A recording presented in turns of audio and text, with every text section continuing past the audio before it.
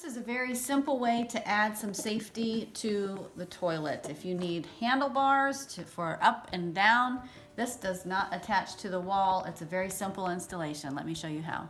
Everything snaps together. We will assemble one half at a time.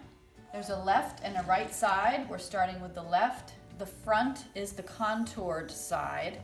The back is the straight side. Snap on this rubber-footed leg.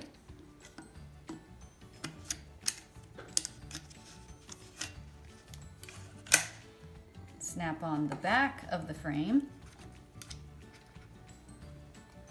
This is the part of the frame that will sit on top. The rails slide right into this center plate. Line it up with the hole and put in the pin. Tighten it into place, and you can choose which adjustment works best for the width of your toilet. We need to adjust these to the shortest position, in our case. Set it in place to check the height. Now we'll remove the toilet seat. Different seats come off different ways. With the bolts out, now we can just lift the toilet seat out of the way and set the safety rail in place. The seat goes right back where it was. Put the bolt right back in. Spin the nut back in place. Tighten the bolt. With everything tightened up, we'll push these caps back down. And now the safety rail is firmly in place.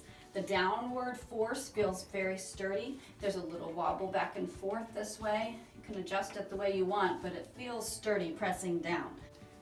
You can adjust the height very easily.